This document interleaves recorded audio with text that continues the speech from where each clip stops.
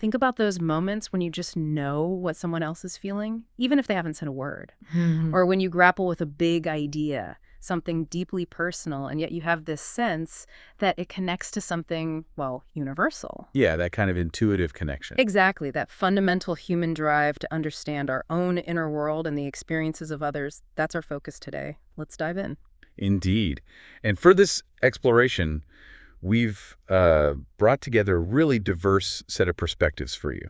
We're drawing from psychology, philosophy, the humanities, even some core biological ideas. A real mix. Yeah, the goal is to give you a clear path through this fascinating territory. And what we're really trying to understand is this. What does it truly mean for us humans to make sense of our experiences? And how does that compare to the current abilities of artificial intelligence? Right. Our aim is to extract the most crucial insights, maybe a few surprises along the way, and give you a solid grasp of this without, overwhelming you. Precisely. Because before we can even think about comparing human and artificial understanding, we really need to establish a clear picture of what human understanding itself actually is. Makes sense. So let's start with a broad perspective. Our sources emphasize that this fundamental need to understand our own subjective experience isn't something new, is it? Not at all. It's deeply ingrained, part of what it means to be human, really, something that spans all cultures and all of history. Okay. And what's particularly interesting is the variety of ways we've approached this quest for understanding. Our sources highlight psychology, for instance, as a systematic way of looking at the mind and behavior. Right, like the American Psychological Association's core idea. Yeah. Understanding how the mind works and how that influences what we actually do. Exactly. And psychology gives us this framework, to describe what we observe in behavior, to explain the reasons behind it. To predict future actions, maybe? Yeah, predict, and even to influence behavior in positive ways. We see this in everything from, say, surveys that chart common behaviors, all the way to Pavlov's experiments, showing those fundamental principles of learning. Classical conditioning, yeah.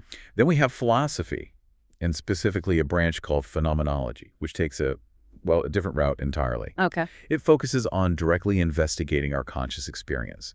Thinkers like Husserl were really interested in describing the universal aspects of what it's like to be aware, that lived experience, or what they called the life world. So less about the why we behave a certain way, like in psychology, and more about the what it feels like to actually have the experience itself. Is that? Precisely. You've got it. A key idea here is intentionality. Intentionality. Yeah, the concept that our consciousness is always directed towards something. Whether you're seeing a bird, recalling a conversation, imagining a future event. Yeah. Your awareness always has an object. Okay, so it's never just blank awareness. It's always of something. Exactly. Yeah. And phenomenology also explores concepts like intuition, how we grasp things directly, empathy, and how we experience the world together with others, that sort of shared reality of intersubjectivity. Right. What's crucial, I think, is its focus on worldly things considered in a certain way. Yeah. Which gets us closer to understanding the qualitative nature of experience, what philosophers sometimes call qualia. Qualia, okay, that's the subjective feel of things, right? Like the specific redness of red you see, or the particular sting of a certain kind of pain, that personal quality. Exactly that raw personal feel. Yeah. And then, of course, the humanities come into play, fields like history, literature, the arts. Mm-hmm. They also grapple with these fundamental human questions, but often focusing on the unique and context-specific meanings we create. So where psychology and maybe other social sciences might look for general rules of behavior, a kind of nomothetic approach. Right. The humanities often take more of an ideographic approach, focusing on the specific case, the individual story, and how we interpret it. Yeah, that's a great way to put it. They explore how different cultures and individuals have made sense of their lives through stories, art, belief systems, you name it. And we can't forget the biological basis for all this. Absolutely not. Our brains are the physical foundation, the substrate for all of our thoughts and feelings. Right. And while the hard problem of consciousness, how our physical brains actually give rise to our inner subjective experience, is still a profound mystery. Oh, definitely. We know that our neurobiology is the underlying basis for everything. It's this incredibly complex interplay between our biology, the environment we're in, and crucially, our social interactions. Okay, so if we synthesize all of this, understanding human experience really is this incredibly rich, multi-layered phenomenon. It's not just one thing. No, it seems like it involves the scientific study of our minds, the philosophical exploration of consciousness itself, the stories and expressions of our cultures, and the biological machinery that makes it all possible. That's it. And Husserl's idea of the life world really resonates here. The life world. Remind me. It's that immediate pre-reflective world of personal experience that gives context to everything we do. Our understanding is always rooted in this personal, meaningful context. Which is quite different from how AI, in its, disembodied form, processes data. Fundamentally different. Human understanding is inherently relational. It's always directed towards something, grounded in that lived context. Now, here's where the depth of this human drive really comes into focus for me. Because this urge to understand, it isn't just some intellectual pursuit, is it? Not at all. Our sources strongly suggest it's deeply woven into our history and the fabric of all cultures. Across all societies, we see this fundamental capacity for thought, feeling, imagination, awareness. And those cultural universals you mentioned earlier are striking. Things like family structures, language itself. Right. Even shared beliefs and rituals around major life events like birth and death, these really point to a common human need to create meaning and make sense of the fundamental aspects of existence. Think about language, this incredible tool for abstract thought and communication that every single human society develops. It's amazing. It really is. And it seems like evolutionary psychology offers some, well, pretty compelling reasons for why this drive is so powerful. Like survival advantages. Exactly. That ability to think ahead, to anticipate consequences, Yeah. it likely gave our ancestors a significant advantage. Absolutely. And Viktor Frankl's concept of the will to meaning as a core motivator for humans seems to align perfectly with this. It does. As does our basic human curiosity, that inherent desire to learn and explore, even our innate connection to the natural world, what's sometimes called biophilia, likely plays a role in this quest for understanding. Well, okay, while this underlying drive might be universal, the way we actually construct meaning is so heavily influenced by our specific culture and historical context, right? Oh, hugely. It's not as if meaning is just out there waiting to be found. Right, we build it. We build it. Through meaning systems, the narratives we tell, the art we create, the rituals we practice, the philosophies we develop, these are all constructed within specific frameworks. And these frameworks aren't static, are they? They evolve. They evolve and they profoundly shape how societies develop. Consider something like the scientific revolution, that fundamental shift from relying mainly on tradition to emphasizing observation and experimentation. It completely transformed how we understood the natural world. Yeah, a massive paradigm shift. So our understanding isn't just about the present moment. It's built upon layers of historical developments and shared cultural experiences, which leads us to, well, how does this capacity to understand actually develop within each of us as individuals? Okay, yeah. How do we go from being babies to adults who can ponder these big questions? That's where developmental psychology provides some key insights. Our sources outline how this ability unfolds from infancy right through adulthood. Piaget's theory, for instance. Piaget, yeah, the stages guy. Exactly. Yeah. He described these distinct stages of cognitive development, from understanding the world primarily through our senses as babies, the sensor-motor stage, Right. to the capacity for abstract thought as adults in the formal operational stage. He talked about how we build these mental structures, these schemas. Schemas, like mental categories. Kind of, yeah, mental frameworks, and how we adapt them as we encounter new information through processes he called assimilation and accommodation. Okay, can you give an example of that? Yeah. Assimilation and accommodation. Sure. So if a child has a schema for dog, maybe furry, 4 legs, tail, Okay.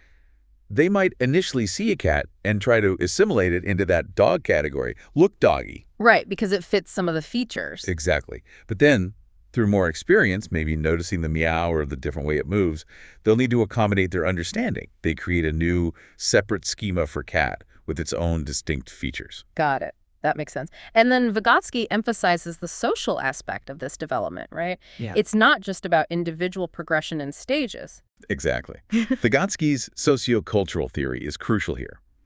It highlights that our cognitive development is fundamentally social.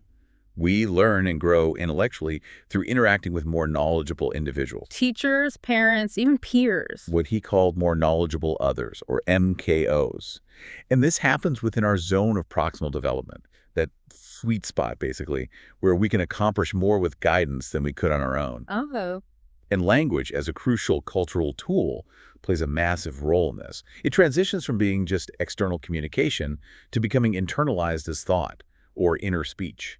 It's remarkable, too, when you think about it, how deeply our early relationships shape our understanding of the world and ourselves. Absolutely. Bowlby's attachment theory really underscores this, how those early bonds with primary caregivers create these internal working models. Internal working model. Yeah, basically internal blueprints that influence how we perceive ourselves and others in relationships throughout our entire lives.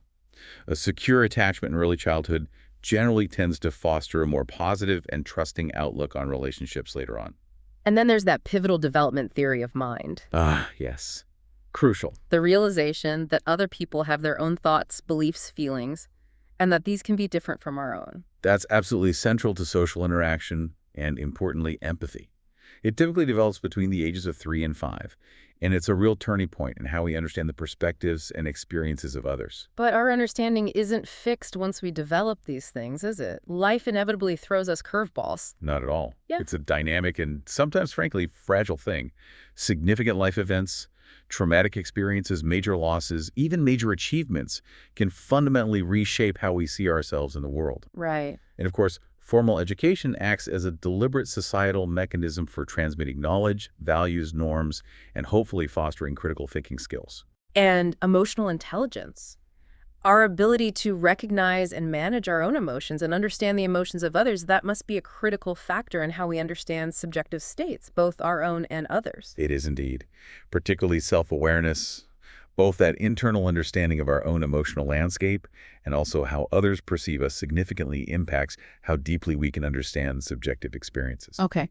So it's this fascinating blend, really. Our innate development, social learning, cultural influences, early relationships, key sociocognitive skills like theory of mind, all modulated by our emotional intelligence. That shapes our overall capacity for understanding. It's complex. Definitely complex. Okay, so we've built this, I think, pretty solid foundation of what it means for us, for humans, to understand experience. Now let's make that pivot. How does AI even begin to approach this? It seems like such a different starting point. It absolutely is. AI's understanding, as our sources make very clear, originates from a fundamentally different process. It's primarily based on recognizing patterns within vast amounts of data. Right, data is key. Huge amounts of it. Machine learning and deep learning are the core technologies that enable this pattern recognition. So it's understanding by identifying trends and correlations within the information it processes, not by feeling or experiencing. Precisely. It's about probabilistic inference, classification, prediction, all derived from the patterns it has learned from the data it was trained on. And the quality, the sheer volume, and any inherent biases within that training data are absolutely crucial factors. Biases in the data, yeah, that's a big one. Huge. But the key distinction here, the fundamental one, is that AI lacks personal lived experiences. It doesn't possess that first-person point of view, that subjective awareness. So when an AI seems to understand an emotion or a particular situation, maybe in a chatbot or something, it's more akin to a highly advanced simulation. Like it's mimicking understanding based on patterns it's seen. Exactly. It's incredibly sophisticated pattern matching, but it's not genuine subjective awareness or emotional resonance. And this is a vital distinction, especially when we start thinking about deploying AI in roles that require genuine empathy and deep human understanding. Okay, let's delve deeper into that then. How capable is AI at the moment in actually deciphering human emotions? Because we see claims about this all the time. Well, there's an entire field called affective computing dedicated specifically to this. AI can analyze facial expressions, often using things like convolutional neural networks. Okay. It can process the tone of our voice, analyze the text we write using natural language processing to gauge sentiment. It's come an analysis. Yeah. Some systems even try to incorporate physiological signals like heart rate, skin conductance, maybe even EEG data. And increasingly, generative AI can create content, text, images, music that is designed to appear emotionally expressive. That sounds quite sophisticated on the surface, but what are the inherent limitations? Where does it fall short? Well, the most fundamental limitation, as we keep coming back to, is the absence of qualia. AI doesn't actually feel anything. No inner life. No inner life. It's processing data related to emotions, but it doesn't have that internal subjective experience of what it's like to be happy or sad or angry. Furthermore, human emotions are incredibly nuanced, context-dependent, and heavily influenced by cultural factors. Right, like sarcasm or irony. Exactly. AI often struggles with these subtle cues. Think about something like humor, as you mentioned earlier. What one person finds hilarious can be completely lost on another due to different cultural backgrounds or shared inside jokes. AI faces similar challenges decoding that richness. So even if an AI can identify the word joy in a sentence or maybe detect a pattern associated with smiling faces, it doesn't actually grasp the feeling of joy, the human experience of it. Precisely. And that leads directly to what we might call an empathy gap. AI can simulate empathetic responses, maybe offer supportive words based on patterns. Like a chatbot trying to be comforting. Exactly. But it can't genuinely share or resonate with those feelings. And interestingly, our sources indicate that when people are aware they're receiving support from an AI, it tends to have less of a positive impact compared to support from a human. That's fascinating. It suggests we value authenticity in that connection. Deeply, it seems. There's even this concept emerging of an emotional uncanny valley, where AI's attempts to mimic emotions can feel almost right, but ultimately unsettling or creepy because they lack that genuine feeling, that spark of real connection. Okay. What about a really complex human issue like addiction? AI is being applied in that area too, isn't it, for research and maybe treatment? Yes, increasingly so.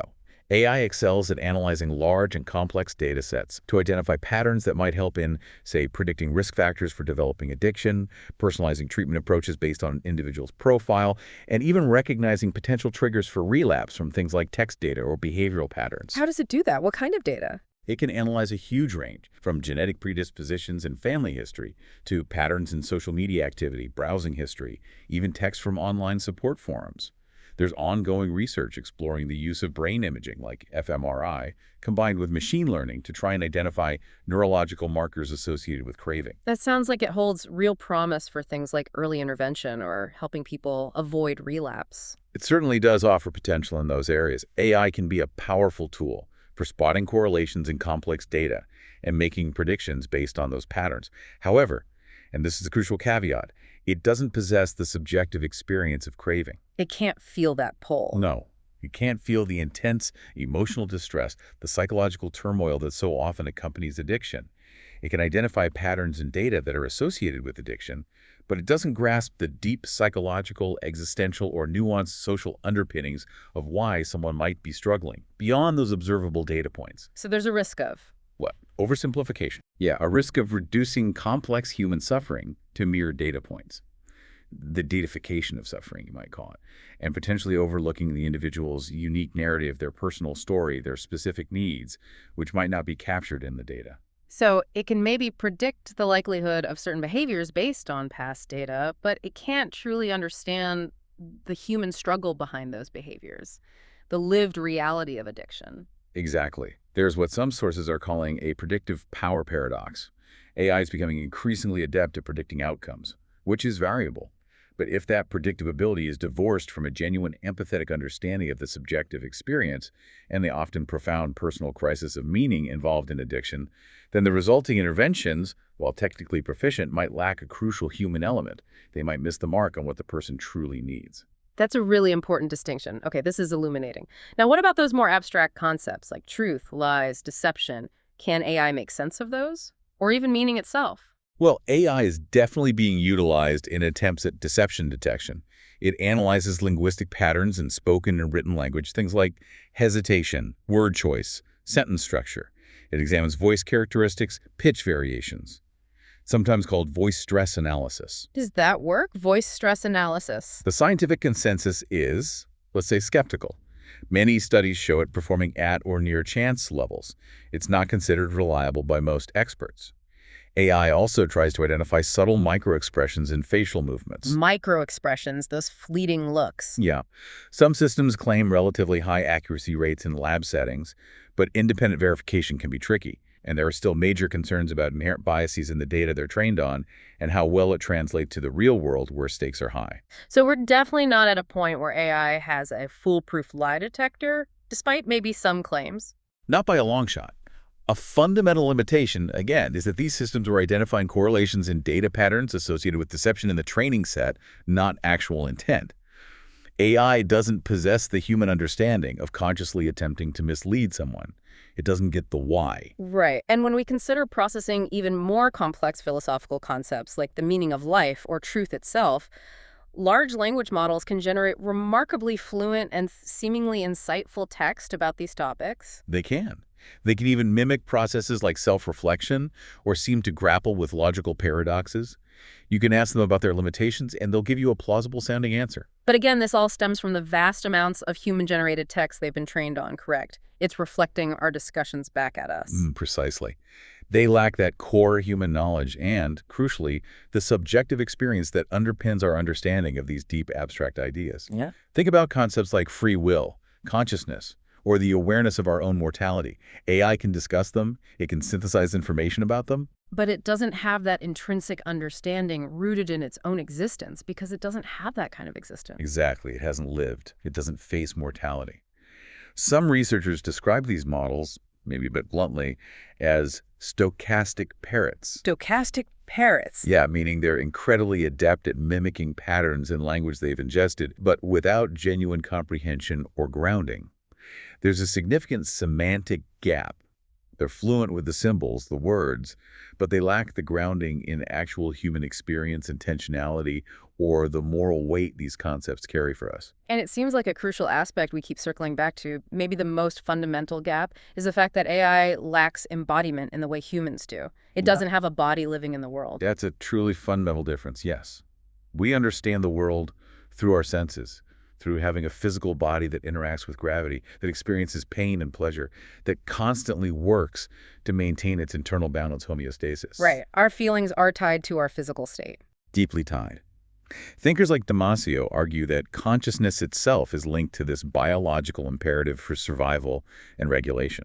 AI doesn't have this biological foundation. It doesn't have that constant need for internal regulation that gives rise to our basic feelings and motivations. So it can process information about a dangerous situation from data, but it doesn't actually feel fear in the embodied way we do, that gut reaction. Exactly. It lacks qualia, that subjective, what it's like quality of experience.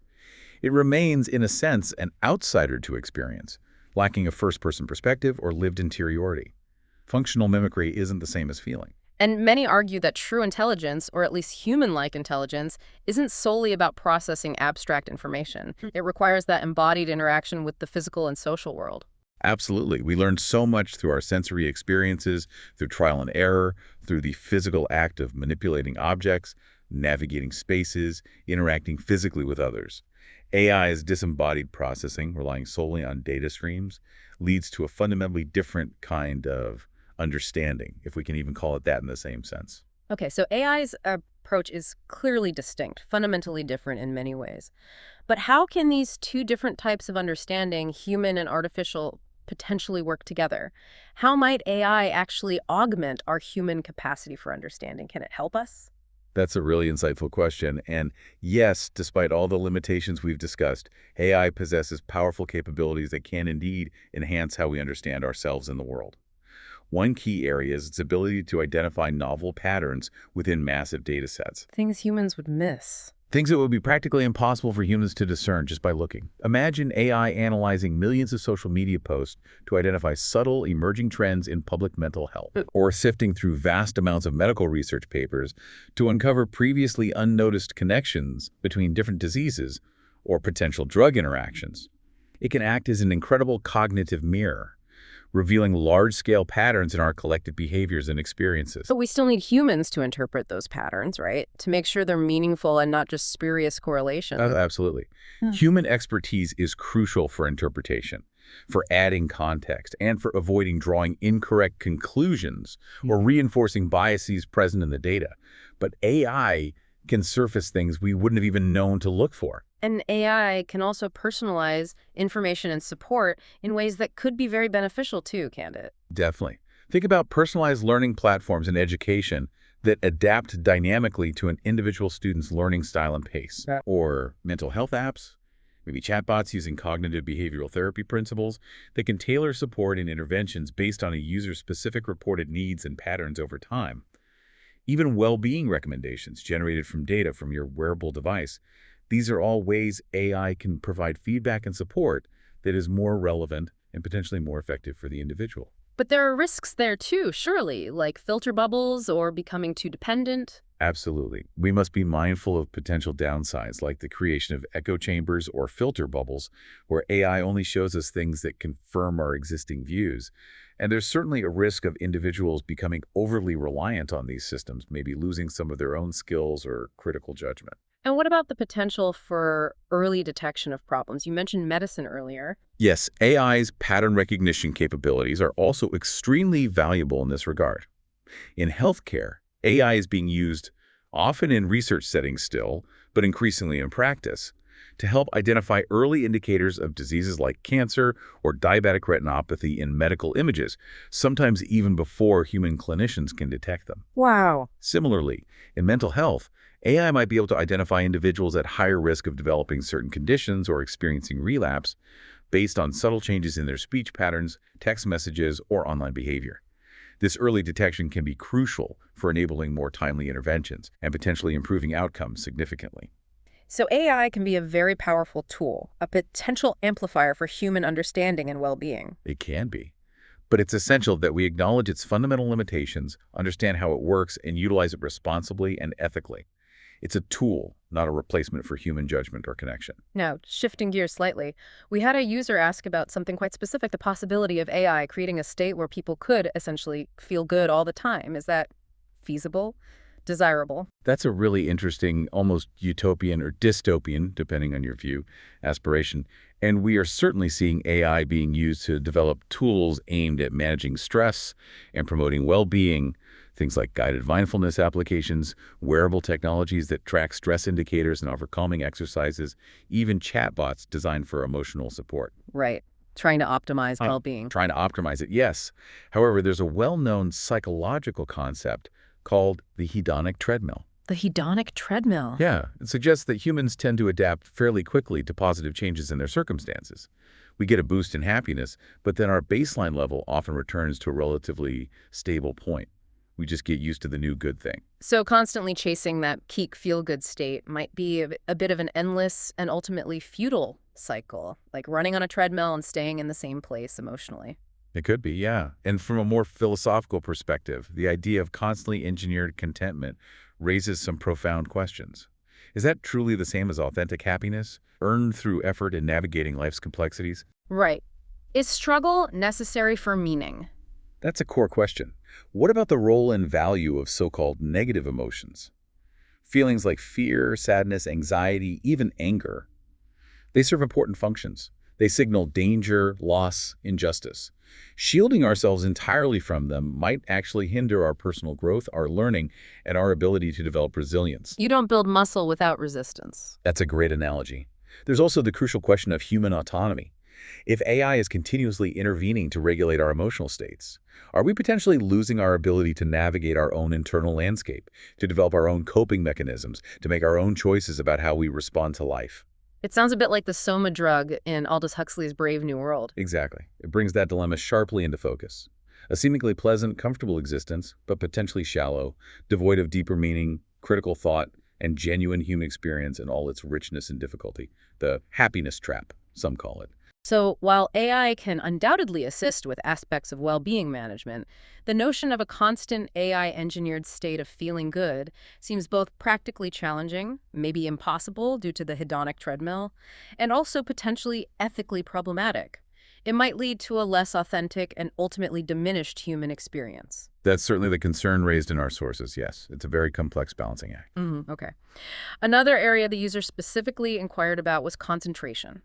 In our increasingly distracted world, can AI help us to focus better in our daily lives? Yes, there are definitely AI-powered tools being developed and marketed with the aim of aiding concentration.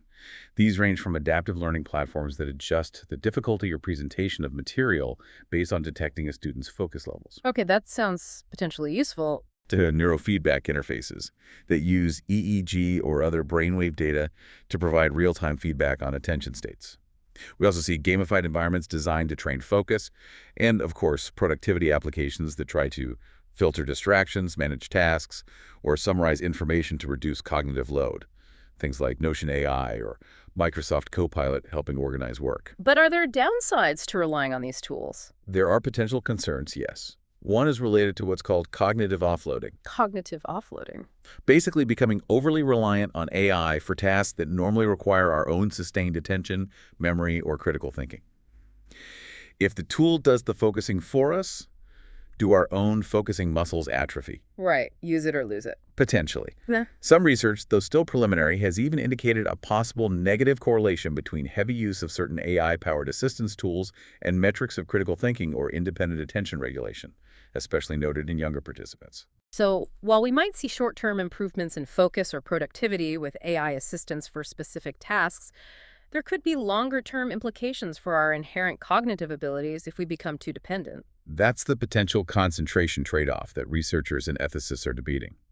While AI can offer targeted support in specific situations, cultivating that deeper, more holistic capacity for intrinsic concentration, the kind you need to deeply engage with nature, complex ideas, or other people, as the user hinted at, really requires a balanced approach. What does that balanced approach look like? It likely involves being mindful and intentional about how and when we use these technologies, understanding their limitations, and actively nurturing our own innate abilities to focus, reflect, and engage deeply with the world around us, both with and without technological aids.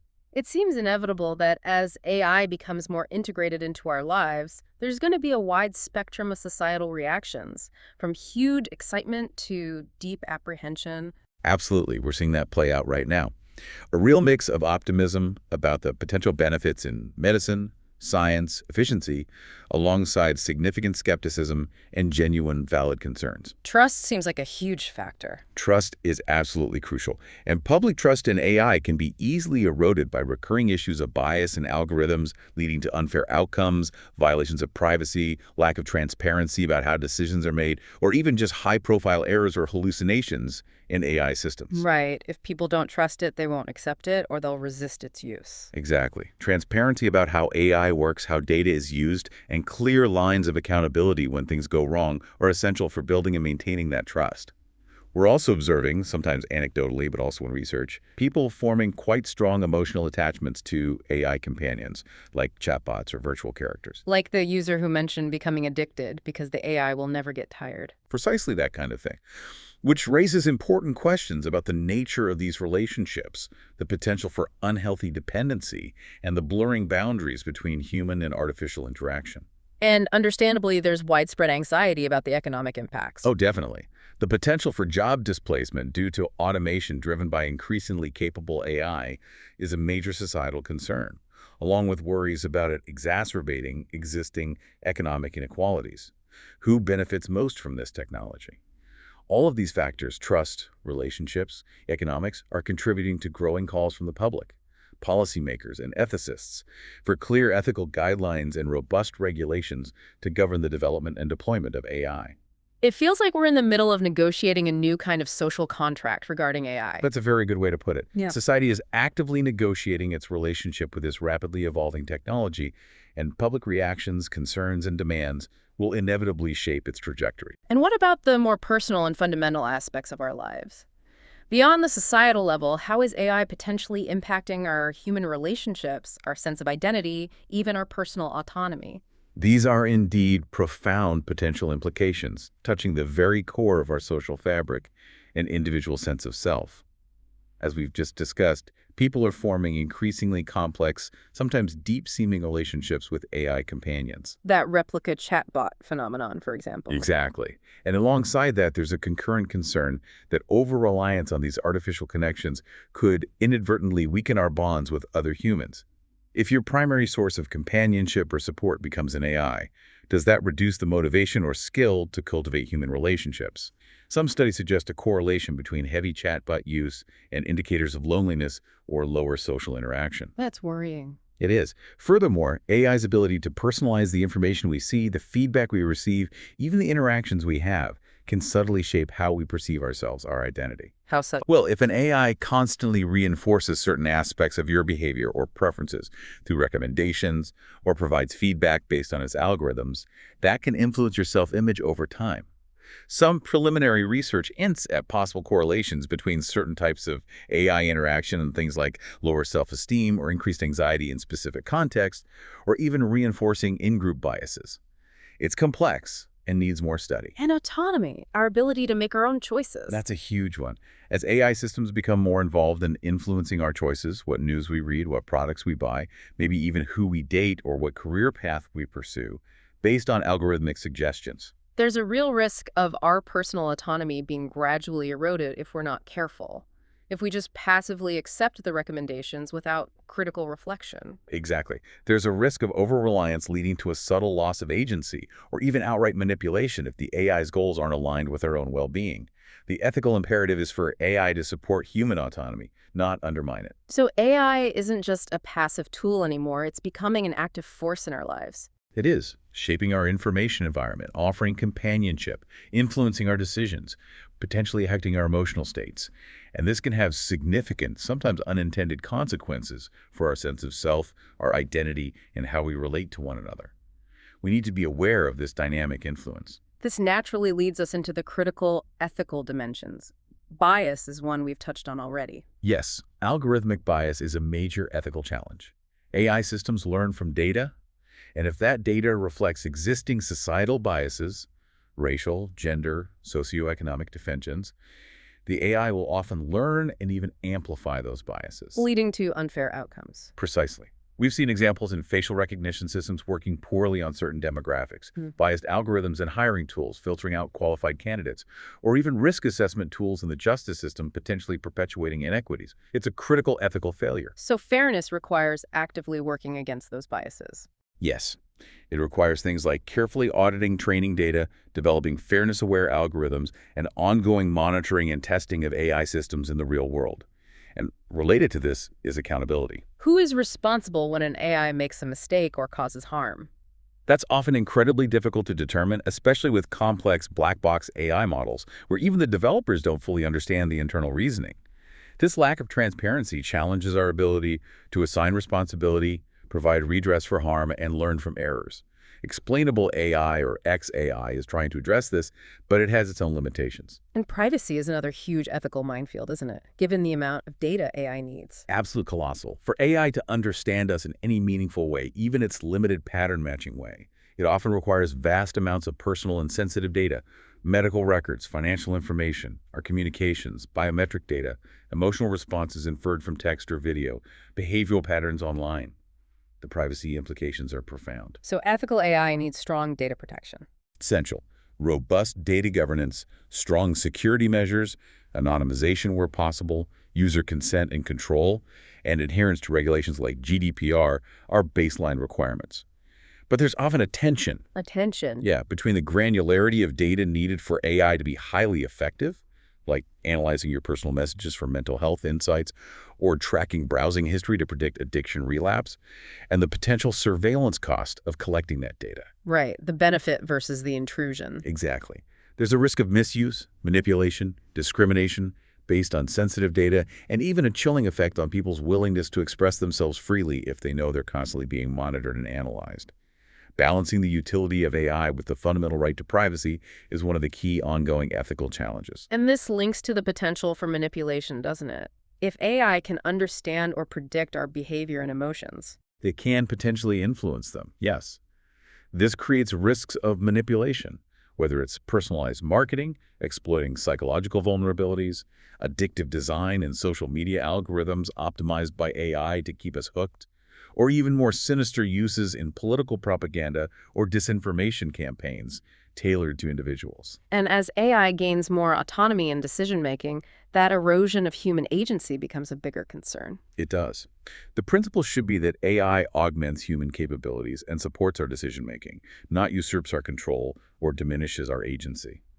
But there's a risk of subtle erosion through AI-curated information environments, constant nudges and suggested choices, and even the shaping of our emotional responses. Cognitive and emotional offloading could lead to diminished independent thought and self-directed action over time. Which highlights the need for AI literacy and critical engagement we talked about. Critically important, yes. And then there's the thorny issue of moral decision-making. Can AI make ethical choices? Should it? Could AI be programmed with ethics? Well, theoretically, AI could process vast amounts of data, apply predefined ethical principles consistently, and potentially reduce human biases in certain types of decisions, maybe resource allocation in healthcare, or even providing initial analysis in complex legal cases. Some argue this could lead to more consistent, perhaps even fairer outcomes in specific constrained contexts. But AI fundamentally lacks true moral understanding, empathy, cultural nuance, and the subjective experience of values. How do you program something like compassion? Whose ethical framework do you embed, especially given the diversity of human moral views across cultures and philosophies? There's a huge risk of AI decisions based on logical calculus, conflicting deeply with human values or intuitive ethics. Utilitarianism versus deontological ethics, for instance. And how do humans react to AI making moral judgment? Research suggests people often judge AI's moral actions more harshly than identical actions taken by humans, especially in difficult dilemmas. There seems to be significant societal resistance to the idea of autonomous AI making life or death decisions, for example. The idea of AI as a moral partner is deeply problematic. Ultimately, humans must retain oversight and responsibility for morally significant decisions. And then there's the question of access. Who gets to benefit from all this AI-driven understanding? That's a crucial question of equity. There's a significant risk that AI could exacerbate existing inequalities, the digital divide. The benefits of advanced AI might accrue primarily to wealthy nations, large corporations, or privileged demographics who have access to the technology and the skills to use it. Concentrating power. Exactly. The concentration of AI development power in a few major tech companies also limits diverse perspectives and raises questions about who controls this technology and who benefits from the insights derived from analyzing essentially all of our data. Are there fair mechanisms for sharing the benefits, especially if AI leads to widespread job displacement? We could end up with an understanding divide. Potentially, yes, where AI-driven tools enhance the capabilities and well-being of certain groups, but leave others further behind, perhaps due to biases baked into the systems or simply lack of access.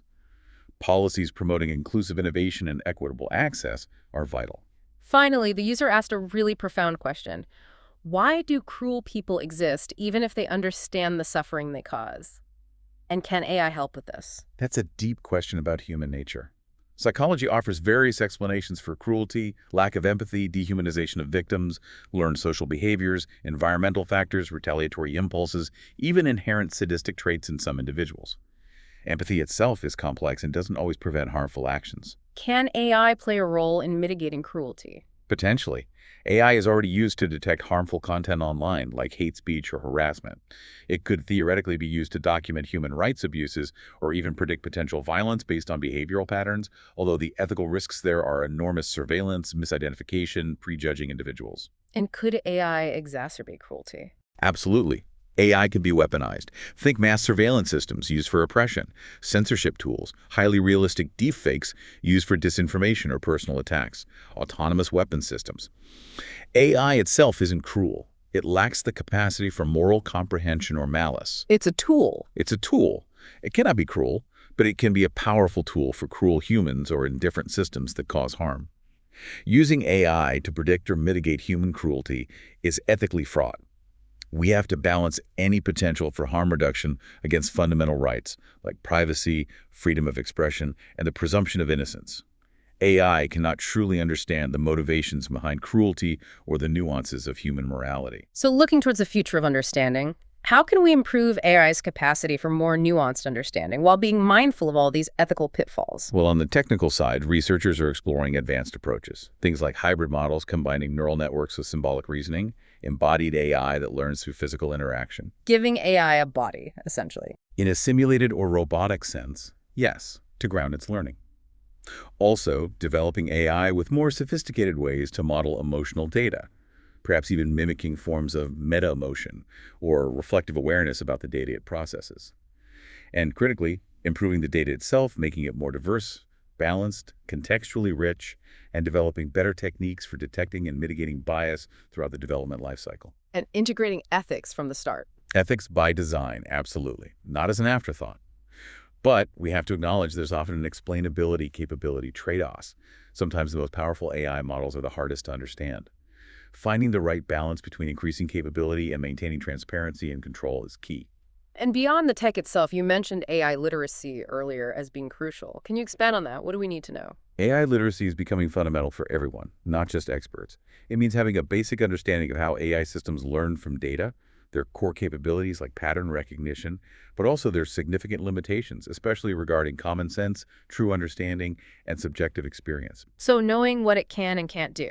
Exactly. It also involves understanding the potential for bias in AI, recognizing where AI is being used in our daily lives, being able to critically assess the reliability of AI outputs, knowing about things like hallucinations in language models, and identifying potential ethical issues related to privacy, fairness, manipulation, and accountability. Why is this so important for all citizens? Because AI is increasingly impacting our lives. We need this literacy to make informed decisions as consumers, as workers, as citizens participating in governance discussions about AI regulation. It helps us evaluate claims made about AI, use tools effectively and critically, and collaborate better with AI systems when appropriate. And a lack of literacy leaves us vulnerable. It leads to blind trust, susceptibility to misinformation or manipulation, potential operational failures if we misuse tools, and an inability to hold developers and deployers accountable. AI literacy is becoming as foundational as traditional literacy or digital literacy in our world. Educational initiatives from K-12 onwards are starting to incorporate this. Now here's an aspirational thought. Could AI actually help foster deeper human self-reflection or even empathy? That's an interesting, perhaps optimistic possibility. Some suggest AI could act as a mirror, reflecting our own patterns back to us in a way that prompts self-awareness. Imagine a patient reviewing an AI's analysis of their data related to relapse risk. Maybe seeing patterns they hadn't consciously recognized could trigger reflection. Okay. There's also speculation about using AI-powered interactive simulations to help people practice perspective-taking or develop empathetic skills, perhaps by interacting with AI characters representing diverse viewpoints. But the effectiveness and ethics of this need a very careful investigation. We wouldn't want to substitute simulated empathy for the real thing. Absolutely not. That's the key danger, devaluing genuine human connection. But perhaps thoughtful, intentional use of certain AI tools might encourage some individuals to reflect more deeply on their own emotions, their understanding of others, and the nature of human connection itself. It's a possibility to explore cautiously. What about those ultimate questions? The meaning of life, our mortality? The user touched on this, suggesting AI might help us accept that life is all there is. These are profoundly human, experiential, and philosophical domains, fundamentally beyond AI's capacity for lived understanding. When AI discusses these topics, it's drawing on the vast corpus of human thought, philosophy, literature, and spiritual writing it has processed. It's reflecting human ideas about meaning back to us. Precisely.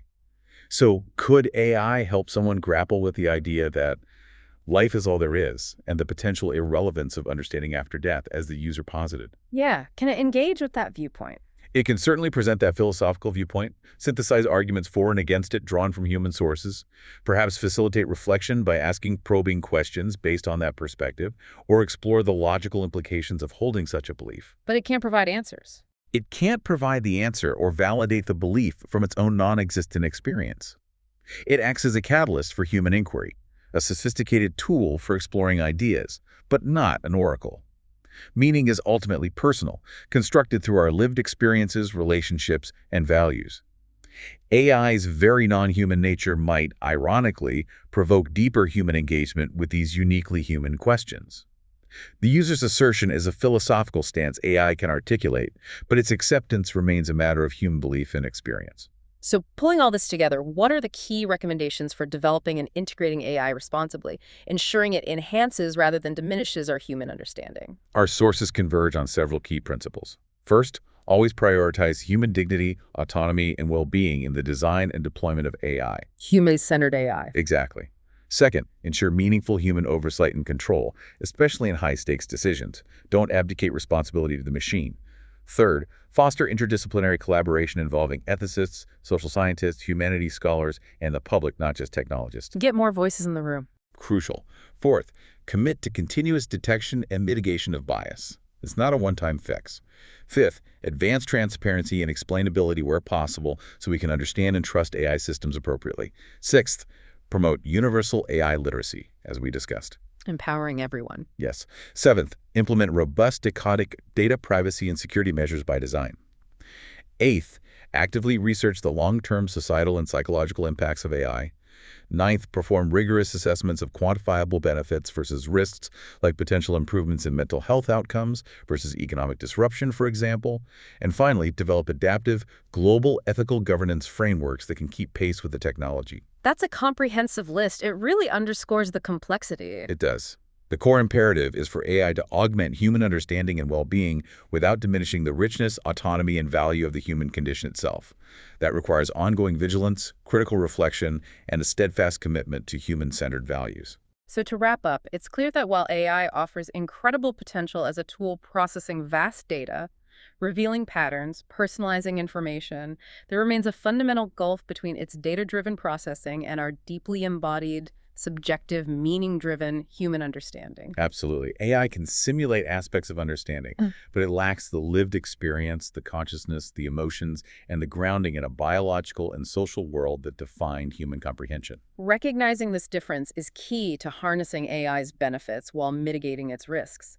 It can be a powerful amplifier for human knowledge and potentially well-being, but the ethical considerations, bias, privacy, autonomy, accountability are paramount. Responsible development and integration are not just optional, they're essential. Exactly. As we move forward, it's vital that we continue to reflect on this ongoing co-evolution of human and artificial understanding.